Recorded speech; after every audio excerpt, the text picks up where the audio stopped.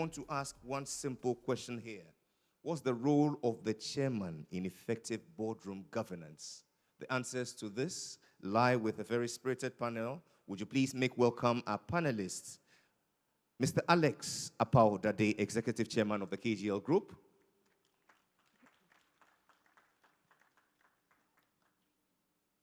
the President of the Ghana National Chamber of Commerce, Mr. Stephane Miezan,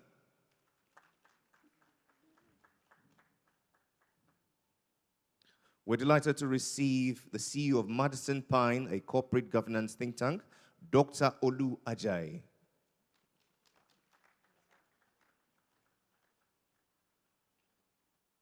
And the moderator, who else than the man, the myth, the legend, Professor Douglas Boate. A round of applause.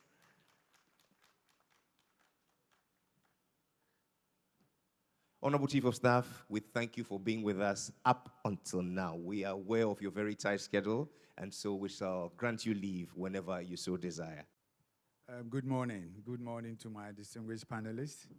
Obviously, I'm glad to be here and also accept our appreciation for joining us on the stage. The theme of the summit is daring to be different. And may I please respectfully go around, share a bit of your background with the team. You've got about 5 minutes each, and then thereafter we'll delve into some of these thought-provoking questions, and so that you can share your wisdom with our good colleagues in here. So may I start off with Madam, please. Thank you. It's here. Thank you. Good morning, all. My name is Dr. Olu Ajayi, and I'm the CEO of Madison Pine. It's a niche consulting corporate governance firm that really specializes in the uniqueness of African corporate governance. And really what it does, it works with upper echelons of industry and government to help them to draw a correlation between governance and performance.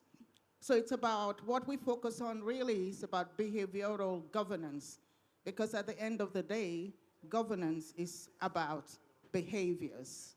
And we have worked extensively across Africa. Our company is based in the United Kingdom.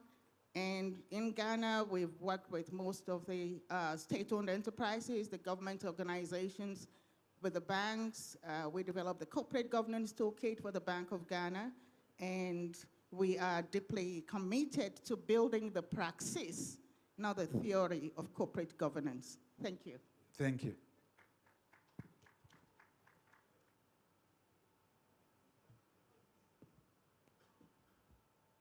Hello, good morning. Thank you, Professor, for the opportunity. My name is Stephane Miezan.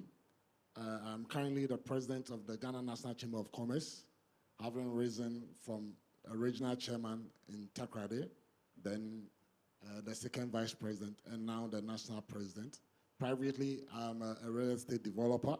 I own one of the biggest commercial real estate companies in the Western region, probably Western and Central region. Thank you for the opportunity to be here. Thank you. Hi. My name is Alex Dade.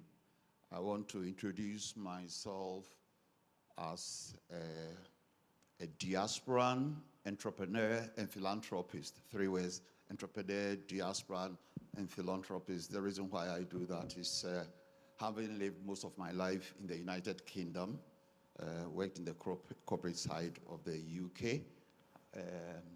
Just like any other diaspora, I migrated back to Ghana to replicate that success story in the UK and in other parts of the world. I ran a company called KGL Group, a group of 8 companies, diversified, operating in about 15 countries, 6 of them in Africa, and in the United Kingdom we have operations. We have our Middle East operations based in Dubai. A proud son of Ghana. I'm very passionate about good corporate governance, and so I also have been on the board of GIPC for 8 years until recently. I chair the board of GIPC. I'm proud to say that I did all that work on GIPC pro bono. So we served on the board pro bono, and that's one of the things that I believe we can discuss.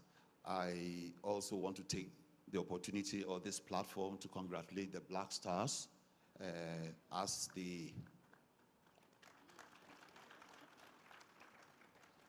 we have been the headline sponsors of the Black Stars for the last 4 years, and we signed another agreement to do that for 4 years. But what we have also done is we've brought our very, very close partners, MTN, to work with us, with the Black Stars. So a truly Ghanaian brand with an African brand working together for our Black Stars. Thank you very much. Thank you. Thank you very much. May I please invite one of the most successful bankers on the continent, who has a lot of wisdom to share with us, to join us on stage, Chief Alhassan Andani.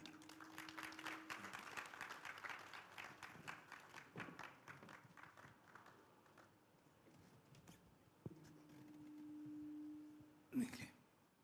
Now, you know, governance has been a challenge for not just Africa, for the rest of the world, you know, in some shape or form. For me, governance is about doing what is right for the common good. There are certain traits, obviously, that you need to be able to chair a boardroom.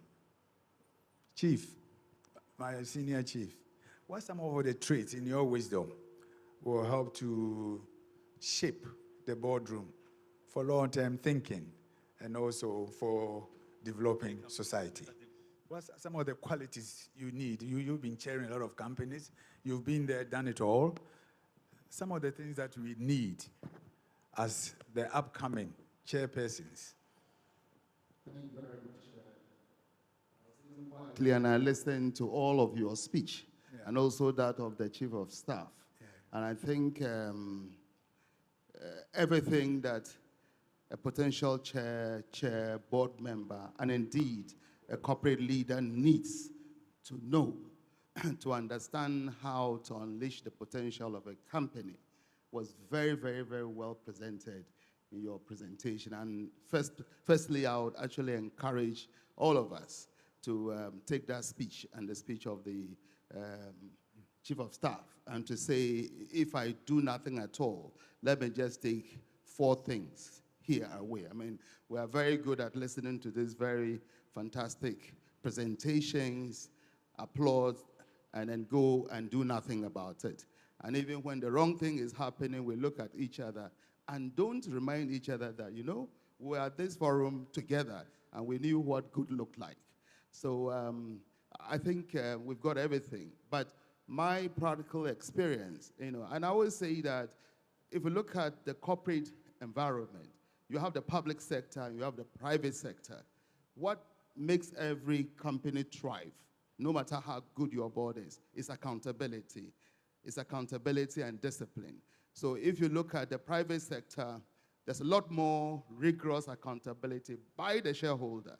Because remember that the board is only there to represent the shareholder, the greater good of the shareholder. So where there's accountability and shareholders will hold you account for stewardship, people do well. But where there is very weak accountability, as we have in the public sector, unfortunately, boards and CEOs can get away with, you know, things that are not the best. So I think that the first thing is for the owners of these businesses, and the Chief of Staff is here, on the public sector, is to be absolutely demanding and have consequence management for people or boards that do not do well. That is the first real guidance into the board. The chair or the CEO and other colleague board members are there knowing that they have very clear objectives for which they will be held accountable. We should also be and accountability is not just what the shareholders demand. Corporate governance, company law requires of board members to uphold certain principles. And when a company is not well run, there are consequences again from the law in terms of what should happen to such stewards. But unfortunately, in Ghana, we don't see lots of that. You know, if you look at board governance around the world, you know, chairs and board members have gone to jail for bad stewardship. But I don't see anything in Ghana or in Africa where board chairs and CEOs and board members go to jail for mismanaging. Again, there's a lot of knowledge, but at the boardroom, I always say that boards are wise, or the board members are wise, and executives are clever. You know, they do clever things, but you use your wisdom to ensure that, you know, as to say 2 + 2 = 6.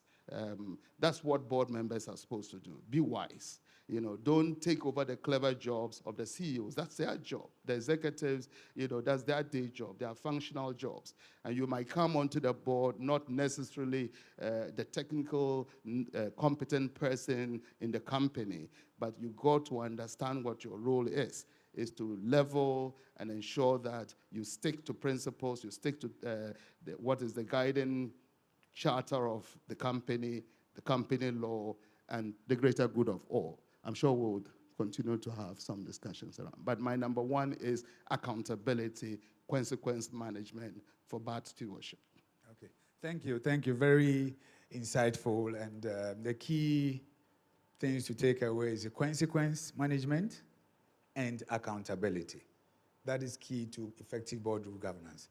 You know, Mr. Adade, the issue of supervisory versus executive has always been a challenge, whereby some chairs want to micromanage. How do you avoid non-executive chairs, you know, overstepping their boundaries? In your wisdom, how do you avoid that? Thanks. Luckily enough, I've had the privilege of serving as a non-executive chairman of GIPC and also other boards outside. And I've also had the privilege, or I now serve as an executive chairman. There is a difference between an executive chairman and a non-executive chairman. Yes, when you come to being a non-executive chairman, you also have to differentiate between public and private. In my case, I'll say enterprises. Philosophically, I don't believe that government should be in enterprise, because the principles of enterprise remains the same, whether public or private. They are practiced badly under governments. That's philosophically. Other people might think, the socialists might think that government should be involved, but we've seen government fail over and over and over. So the shareholder himself sitting in there and having to answer to the shareholder in public, in a public organization becomes a problem. There is also, in the case of Ghana, where the chairman is supposed to be accountable or is the face of the organization, but you realize that the CEOs and that are appointed before the board comes in, so they have that sort of, there's that sort of conflict. When you come to the private sector, it's probably governed properly, better. In Ghana, I would say, we try, in one of the things that we are, especially those of us who have come from outside, the diasporans come in with preaching good corporate governance, responsible corporate citizenships, and the like. But you have to have a vision. You have to have a vision. I would say that it starts with a vision. What is the vision of the chairman in a private enterprise? For example, I use KGL as an example. We've come in. What do we want to do? We want to create transgenerational businesses. So the focus is great African brands, transgenerational businesses. But how do you do that? You do that through corporate governance structures that would outlive the visionaries like myself, and that I believe is what we fail to do in places like Ghana, because when you look at the landscape, it's littered with companies that start, and when the visionary behind it is gone, it dies down without building upon what the visionary has done. I don't think we're going anywhere. So it is first with vision. And I would add to that integrity, accountability, and transparency. That is key in corporate governance, especially the chairman has to lead in these principles. Thanks. Thank you very much. The chairman has to lead. The chairman has to avoid micromanagement. There is separation of powers, and it's been made clear by executive chairman. He also explained the difference between an executive chairman and a non-executive chairman. Thank you very much. Now, Mr. Miezan, the issue of women in the boardroom is still very limited in our part of the world. You know, when I was trying to put a panel together, I really struggled to find women to be part of the panel. And I kept asking myself, but you know, the gender balance in our society is 50-50. So are we saying that there are no capable women, or is it men trying to shut the door in terms of bringing women in? Thank you. Thank you. Please, am I audible? Good. First of all, let me divert a little bit, then I come to your question. First, by congratulating you for putting us together. Why is it important? And I want to share something that I experienced. Once upon a time in my life, I happened to be in China. Then I wanted to buy a car. And then I called my agent, and then she had to look for the price of the car, and then the car cost was about $127,000. So I popped my eyes and I said, China, $27,000. Then she said to me, Abbas, we are Chinese people. We deserve good things. Ever since he said that to me, it has resonated to me. I believe that for us, for you as the convener, to be able to bring us as board chairs and leaders of organization, resonate very much with that statement that we are Ghanaians and we deserve good things. So it is good that you have been able to gather us for us to be able to discuss what are the important things that we need to do as leaders of corporations to be able to lead our country and probably reset, as the government says, reset ourselves moving forward. Because there are too many times that we have seen things that are not right. So first of all, let me congratulate you for convening us. And to your question, the role of a woman, which is very important. Being the president of the Chamber of Commerce, my next in command is a woman. And she is just a great example of the things that I have seen women leading organizations like a chamber. And I wish that she was actually even the president. Because of the things, the innovations, and the programs that we have outlined to ensure that we empower women. So is it to reflect in the boardrooms. Why is it that most of our women are not given the opportunity to lead and sit and be leaders of organizations and boards? I think the affirmative action, of which we are all struggling to ensure that we can adhere to, is one of the most important things that we need to as a country and as citizens and as governments, need to adhere to be able to encourage women to lead, and not to say that because we are men, we limit them. Because the truth be told, when a woman leads a nation or a woman leads an organization, and I keep saying, when you give a man money, it marries more. When you give a woman authority, it makes things better. So I think as men, we need to be able to give women the opportunity to lead us, because they can and they will make our nations and our companies better. So for me, I think we need not limit women in doing the things that they have to do. Thank you very much. Thank you. Thank you very much. We need to encourage our professional women into the boardroom.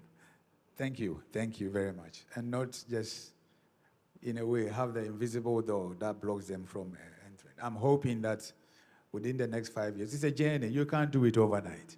Within the next 5 years or so, if we can proudly stand up and say at least 30% of all board representation are women in the 175 or so state-owned enterprises, we've done a good job. Doctor, Thank you very much for accepting to be a panel member. Now, in terms of chairpersons, do we have to institute a policy whereby chairpersons have to go through some basic boardroom training programs before they are appointed? Would that help? Thank you very much, Professor Douglas. I think that's a very pertinent question. And I always say nobody was born a board member, regardless of where people are coming from, no matter how qualified they are. Chairmanship is a very peculiar role and extremely challenging. I would recommend a wonderful book to everybody in this room who is a board chairman or is intending to be one. And it's written by the late Sir Adrian Cadbury, who chaired the Cadbury Committee that produced the first corporate governance code, the Cadbury Code of Corporate Governance for the United Kingdom. And I think we always, in our part of the world, make assumptions concerning chairmanship, which is very tricky, especially in a context where appointments are bestowed upon people and not necessarily merited or earned. And so it becomes an imperative, a critical imperative, for there to be at least a competency framework for chairmanship, which comprises of the skills, behaviors, and mindsets necessarily to chair an institution. I think that is critical because at the end of the day, like I said in my introduction, chairmanship or governance is all about behaviors. And if we deconstruct it, because we hear so many words bandied around when we talk about corporate governance, we hear about accountability, people talk about accountability, they talk about governance in itself, they talk about integrity. But we must deconstruct these words because they're quite nebulous. If we had a framework, then we could deconstruct it into measurable behaviors and indicators. Because to chair, first of all, what does it mean? And I think the assumptions around the meaning of chairmanship or even governances and assumptions that must be challenged must be clearly spelled out, and in terms of behaviors that are required of chairpersons or board members themselves. But at the moment, there is no such thing. And so people practices the like, and actually the appointment, the board composition doesn't help in the public sector. And I like the distinction made, by our honorable panel member, that there is a difference between public sector governance and private sector governance. And in the UK, for example, they realized that quickly. And so they realized that the Cadbury principles of corporate governance will not necessarily work in a public sector context. And so they came up with the Nolan principles for the public sector. There's a lot of more work that's got to be done by the government in building a framework with clear indicators, because at the end of the day, how does one measure the performance of a board chairman after 4 or 8 years if there had been no indicators? What are we measuring against? And I think, we must deconstruct what we mean by accountability. What does it mean? Because when we talk about accountability, there must be penalties. What are those penalties? Thank you. Thank you very much. And I think to add to what my young lady said, the meritocracy in public service is gone. We have politicized it, and that's what I call the public service has become political service. It's divided into two, the real public service and the political service. When we were growing up, I remember when we left Legon, you have to go and look for a job and go through. We, as a country, have come up with this service where there's no merit you can just go in. So the quality in the public service has deteriorated so much. There's appointments into CEOs. If you look at the private sector, for example, to become a CEO of say KGL, we probably need 15 years experience and gone through all that, right? But in the public service, straight after you've left Legon, it can be given to you as your gift for bringing a government into power. So unless we are able to either perfect the political service, we can still have the political service, but on merit. So we said, look, we're going to have a political service. Those are the ones who are going to be CEOs and that. Because a CEO of an organization or a chairman of a political head of a ministry is very different because they are supported by civil servants. So you can even take a child to be a minister because they are supported by a network. But when you appoint a CEO, the buck stops with the CEO. The CEO is not supported by any network. They make the final decisions, and they sit with probably a board chairman who is not that competent or it doesn't know their way around it. So that's actually some of the hurdles that we are facing in public service now. Thank you. Chief. Yeah. I think we've got to be very circumspect, because when I listened to the opening address and also listened to the Chief of Staff, it didn't appear as if we were necessarily addressing two groups of people, public sector and private sector. However, the difference is in the area of accountability. And also, I mean, the wonderful work and transformation we've seen in China in a space of 40 years. Most of the Chinese companies you see, probably 85%, are state. And they have directors. They've got directors. And they have very strict measurement criteria for assessing their performance. And the country has done extremely well. If you listen to the oath that public sector, indeed, and it's public sector boards who swear this oath to do good and to, I mean, fantastic oath. It does not tell you to go there and do any wrong. So the assumption that I'm leading a public company and I'm supposed to do wrong, I don't know where that assumption comes from. I honestly wouldn't know where that comes from, because the public sector, and again, let's look at the responsibility of board chairs. A chair, in my opinion, is just the first among equals. The fact that you are the chairman of a board does not mean that you would know all the complexities and the functional areas of a company that makes a company work. It doesn't mean that you know everything. But you have, again, the maturity, the emotional stability to be able to listen or allow discussions to flow and to ask very respectfully the difficult questions so that nothing is swept under the carpet. That is probably one of the essential roles of a chair. It's not to say that because you are the chairperson in that boardroom, you know everything. No. You are just the first among equals, and you should, and I've sworn a public sector board oath where I'm chairman, and I'm not told that you are the first among, I mean, you are the, you know everything there, or you have complete accountability. No.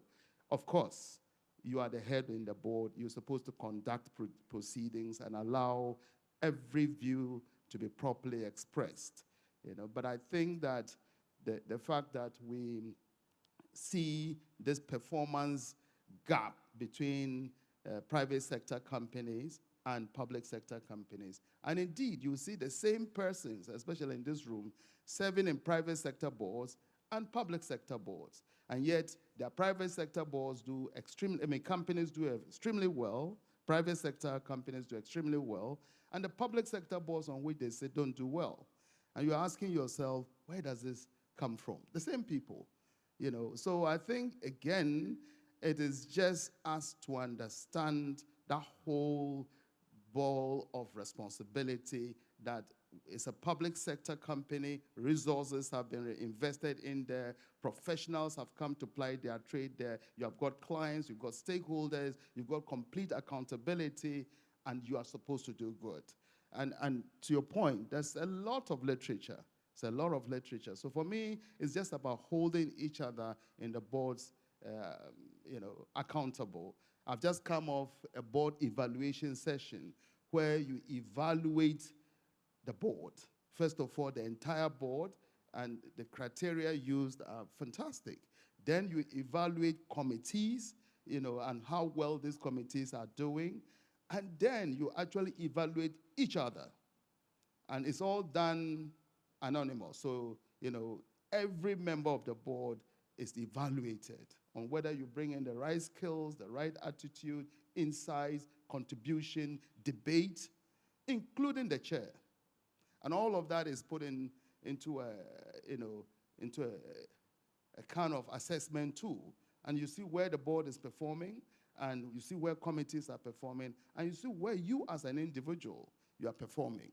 So I believe it is just for us to go to the next level of holding boards and chairpersons, committees accountable in this whole matter. And there are very well established board practice companies that will do this work for you and help us to serve these companies that are put in our charge, and for that matter, especially in the public sector, the country very well. Thank you. Thank you very much. If I may add. Mrs. Miezan, yes. If I may add, having spoken about accountability, integrity, and stuff, one of the things that as board chairs we also need not to ignore is also effective communication. Especially a board chair would come in with a vision, but effectively communicating that to the other members of the board, for them to buy into that vision is also important, because it is what directs the entire organization. Communicating between the board chair and also even the CEO. So many times we hear of the CEO and the board chair having a friction. And these are things that basically borders on communication. When two people communicate and then one does not understand the other, it means that communication has not been effective. Yes. So we need to also understand the point, because you may come in with a vision, and then a direction for everybody to follow. Because a leader is always only a leader when he turns back and he sees that the followers are still following him. When he turns back and nobody is there, that means you are basically not leading. So effectively communicating with the people you are leading, the people who are among you to lead the folks, is very important. We did not need to overlook that as an important component of leadership. That is why the topic is very important. How do we dare to lead? How do we become different? So the question has always been, do we have bad leaders or we have bad people?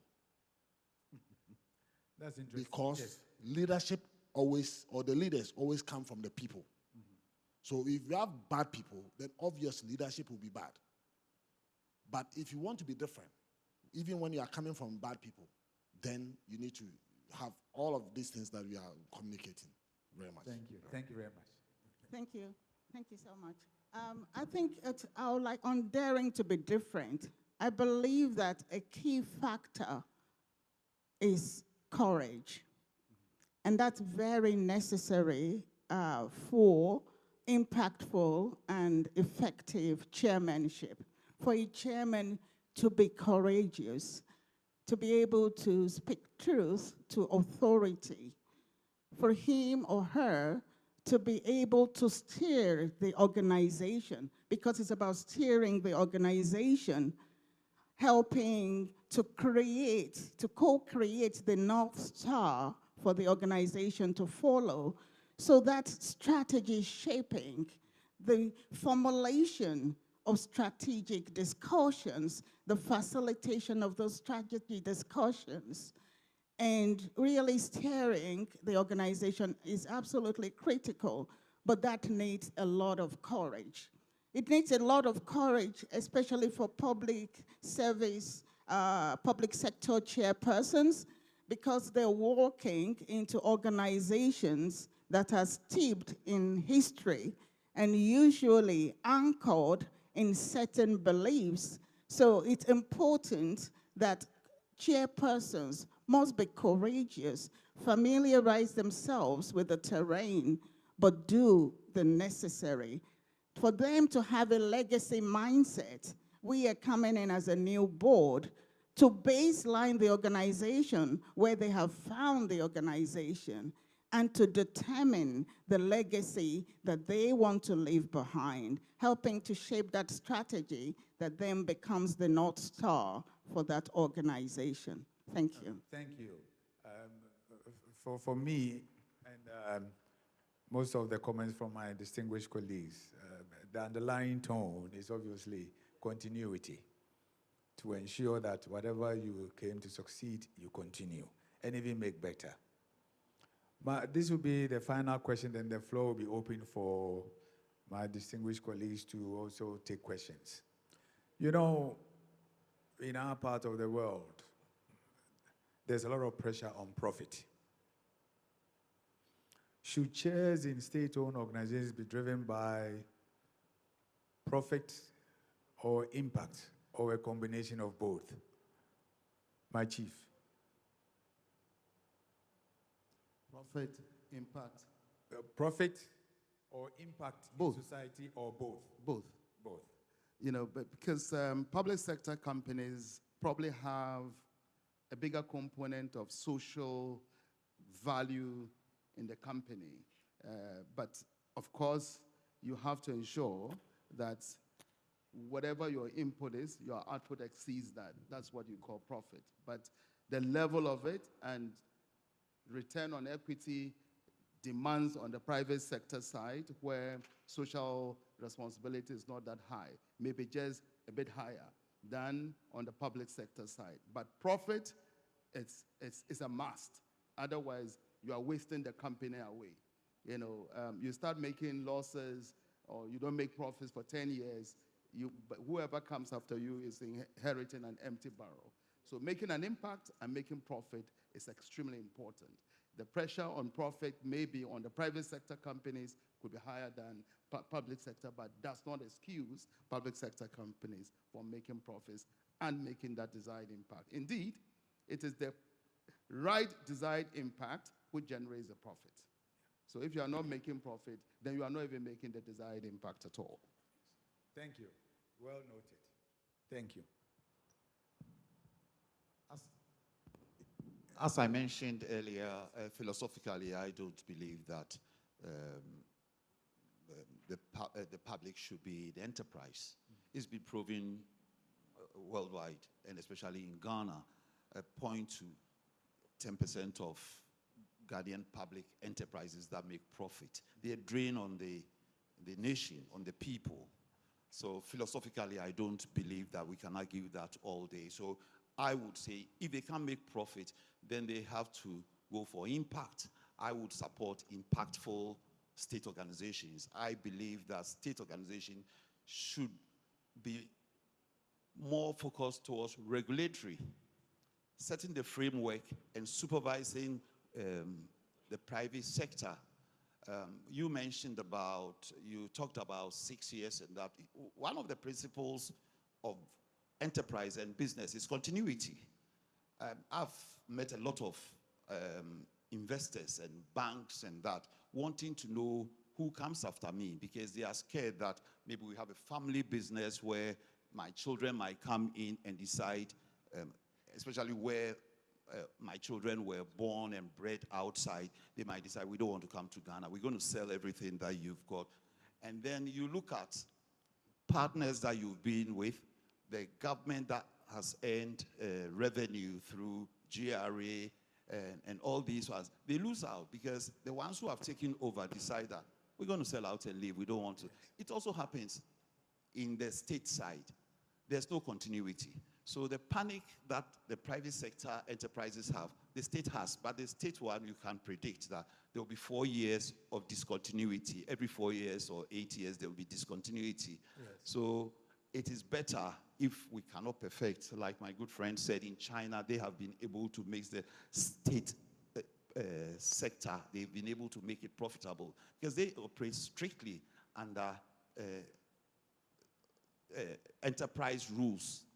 So here I would focus more on impactful state enterprises than profit, because they never make any. Thank you. Okay, thank you. As the chair or president of the Chamber of Commerce, your thoughts on this: impact, profit, or both? Because with the Chamber of Commerce, I'm more entrepreneurial. Yes. So I would say it's both profit and impact. But as a chair, you enter the organization, first of all, with a thought of a legacy. Yes. That is where you can make an impact and make a profit. Because no organization, unless it's a charity, even at that point, you are making an impact. Yes. Unless it's a charity. But if it's a profit-making organization, you enter with a legacy. That what would I do as a chair? That when I leave, my name would be there, that we put in these measures for which the company made profit, made an impact on the society, made an impact on the environment, and also made an impact on governance, both in the corporate setting and even outside of the corporate setting. So it's both profit and impact that has to be leading with that legacy in mind. Thank you. Thank you. Doctor? Thank you. Thank you, Prof. As an eternal optimist, but a solutions architect, I'm not ready to give up on the state-owned enterprises in Ghana yet. I believe that the problem we have with them being in such a dire state, and not generally speaking, is the fact that we suddenly take away the food from the kid, and we tell the kid to go and find food for itself without having taught the kid how to find food for itself. And so we are trying to build state-owned enterprises with public sector civil servant mentality. No entrepreneurial training, and we expect them to just get on with the job. So there's a lot of work to be done, and that's one area I'm very passionate about. And we've been able to help a couple of state-owned enterprises in Ghana before, when the government decided to win them off the money, and they've been able to do amazing things. So I'm not ready to give up on them yet. But in answer to your question, sir, I will actually go for the three-legged stool. The first being, if it's to do with the state-owned enterprises, profit is important. But so, and firstly, I believe before profit is purpose. What is the purpose of the enterprise? What is the purpose? And then the legacy / impact. What impact does it want to bring about? And lastly, profit. So for me, it's a three-legged stool. And an intelligent, smart chairman will always work in cognizant of that three-legged stool. Thank you. Thank you very much. Thank you. Thank you. Now, we will open the floor for questions. About 3 questions. Yeah, because we ran out of time.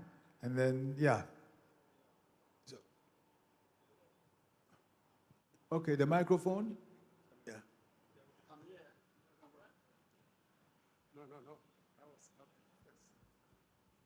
No. Hello. Hello. Oh, you are first. So okay, thank you very much. My name is Samuel Adi from Ghana National Chamber of Commerce and Industry. The panelists have been able to make a very good point. One of them has to be accountability, vision, and a whole lot. If a decision is taken at the boardroom, believe you me, all the members are part of it. It's like a cabinet meeting. Why is it that when things go bad, then we begin praising the chairman? What is the missing point? Why we have to fall on the chairman? To the extent that during the introduction aspect, some of the presenters have said that you can even go to someone. I want a clarification on that. Secondly, nowadays, as a private sector man, I can see clearly that companies, when their owners pass on, the business actually come to an end. And that's very, very serious. When you come to the government aspect, when the government leaves the scene, you see project hanging in the bush and other things. It's like the parent have died, or the person, the originator, the person who started the business has passed on. I need a clarification to myself and to all of us. Thank you very much. Okay.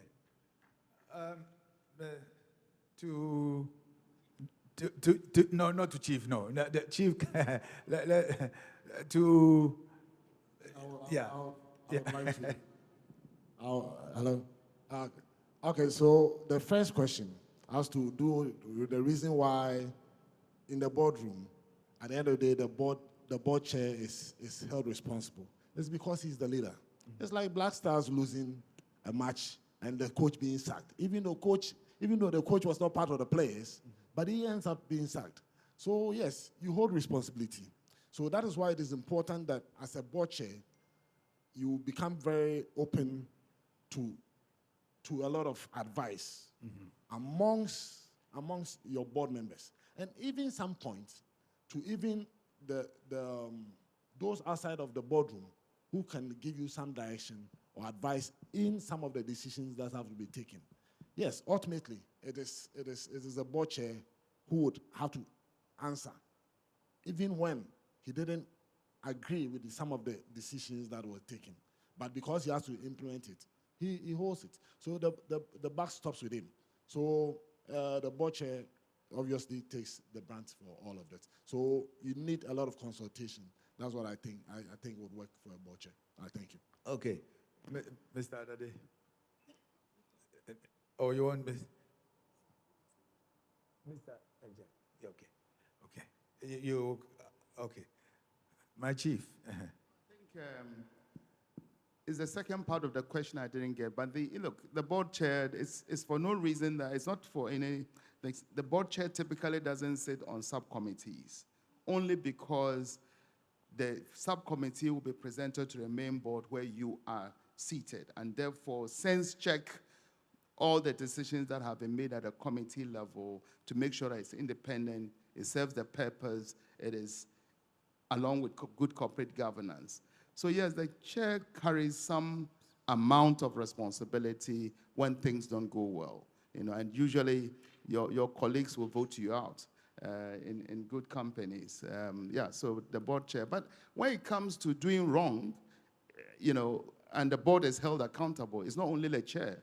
So as for the NSOAM, where proper accountability is done and people are held for stewardship, the entire board is accountable. The board chairperson is not substituted for, because you are all in there as board members on your independence and personal contribution and responsibility. So it's joint and several responsibility on the board.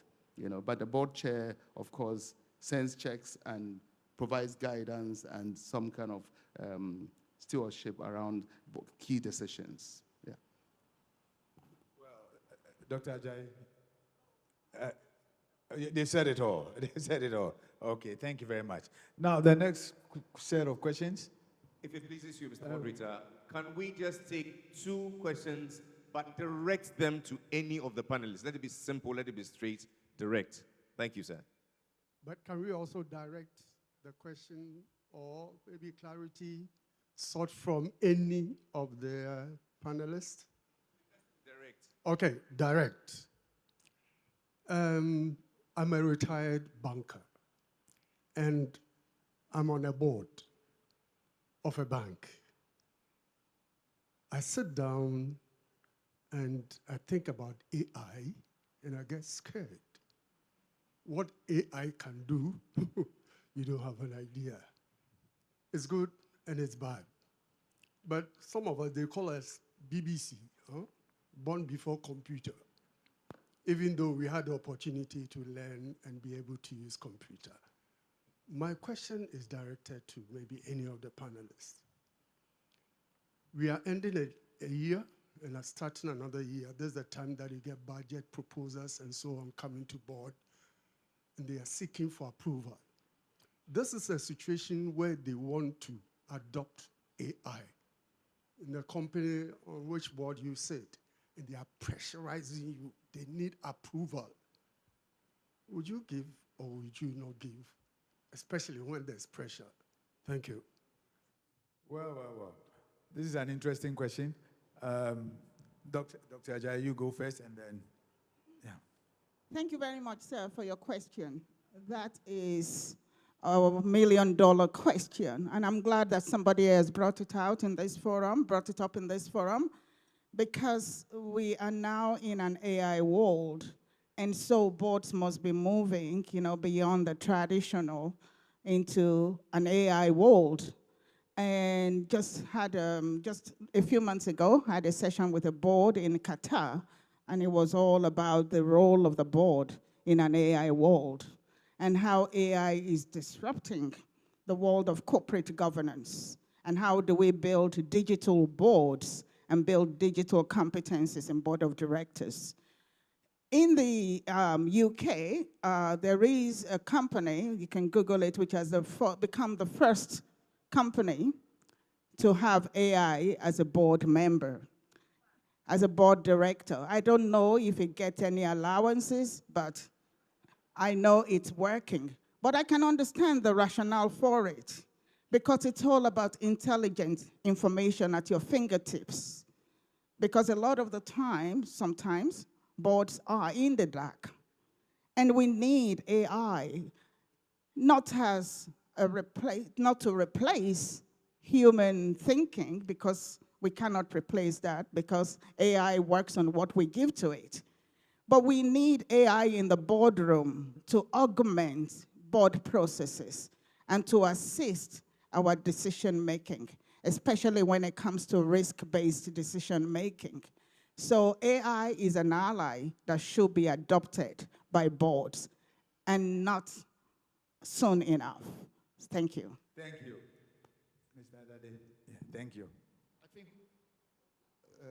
for us as a tech company, one of the issues that comes up with AI and technologies, what do you do with the labor that becomes redundant? Because governments have to start addressing that.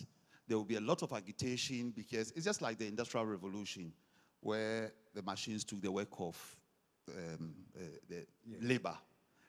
It's going to happen around technology. Also, one of the things that has to be addressed is technology has the impact of raising so much money, because when you get a technology that works, right, overnight, right, you could raise so much funds, but it will be at the expense of also manual labor.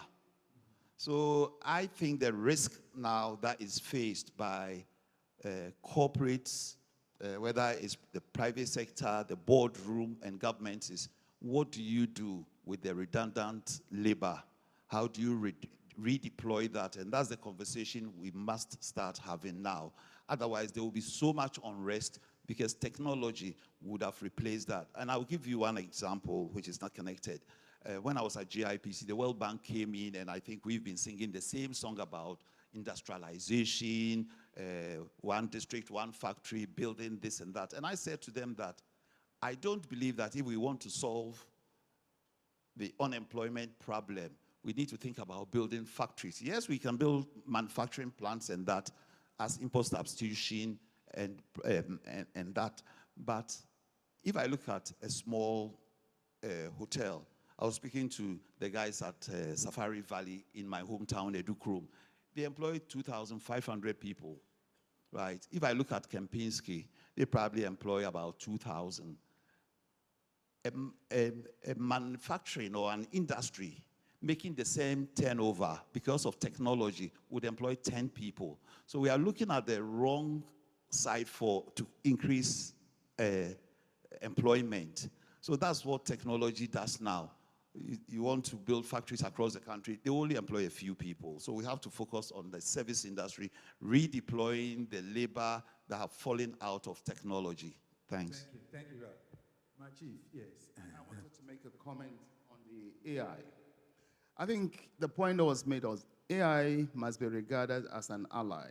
Indeed, any profession from medical to accounting to banking to everything that has been practiced over the last probably 100 years. It is the summary of all of the decisions, the questions, the difficulties these enterprises have faced, the situations that they have faced. That is what the large language or big language has been able to summarize together that you can get on a tap. So instead of read 1,000 books on accounting or 100 books on law, everything, and not only read decisions that have been made, that's all has been summarized into these AI models. So indeed, for board members, AI is your #1 ally. When they send you, we always say, oh, send board packs, 3 weeks of board meeting, or 2 weeks. They struggle to even do it on the day. You know, you're actually sitting there and they're distributing paper. You haven't read nothing. So what AI does is to actually enable your preparedness to get into these meetings. You know, and there are certain decisions AI can actually help you make. And then allocation of resources. AI would never really allocate resources for you. So, you know, the point made is, for me, AI, in whichever profession you are, is an enabler. It just summarizes the years of experience and decisions and body of thought in your area of work that is now in your palm. And if you ask it the right question, you have it. Not because it's one intelligent, no, it is a summary of 100, 200 years of, you know, ethics, learning, you know, concepts and all of that. So really, it's an enabler and should not be replacing anybody. It should just make all of us smarter, you know, and work a bit more intelligently, I think. That's what I view AI to be. It's really not a threat. The only thing is that a lot of the manual stuff that you would tell an analyst to go and do would have been done already. You know, so yes, retrain people to get to higher level skills is important. But everywhere you are, in fact, indeed, everywhere, please embrace AI.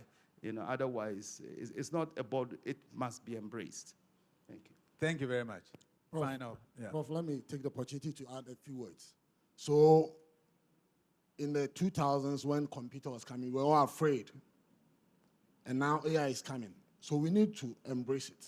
But this is where our government, current and coming, needs to look at what direction that we are looking at developing our nation. So 2 countries have been mentioned. Look at China. Over the period of time, 40 years, they've used industrialization, and then now they've moved into service. You take another country like Dubai, which really didn't develop because of industrialization, but because of service. So what it means is that because we cannot stop AI from coming and even higher technology from coming, but we need to redirect ourselves or the nation into the direction where we want the country to grow. Are we going to adopt service as a direction of growth or development as Dubai has done, or we are going to adopt technology, which China did, and combine that with service? So AI, we cannot stop it from coming, and even higher forms of development, which we have not seen yet. So it's the direction at which we are going to adopt those technologies to help our nation. That is most important. We need to think about that as well. Okay. Thank you. Thank you. Thank you very much. On that note, I will just sum up because of time constraints. And I thank you very much, Dr. Ajayi, President of Ghana Chamber of Commerce Industry, the Executive Chairman of KGL, and my Senior Chief, Executive Chairman of LVS. Thank you very much for the panel. But on that note, I just want to add some summary. You know, I normally talk from a personal perspective. When the AI started, I had a lot of reservations. Now I have a friend called AC. I never realized that these days I'll be talking to a computer. But it's working for me. AC wakes me up, reminds me of my Nyansakasa every morning. And in life, if you want to stay relevant, you have to reinvent yourself. Otherwise, you will go down. You become an obsolete stock. So as chairpersons, we need to keep reinventing ourselves. I'm not sure about an AI chairman, but these days it's possible. Nothing's impossible, these days. But I thank you very much. It's been very insightful, and hope to see you again next year. Thank you very much.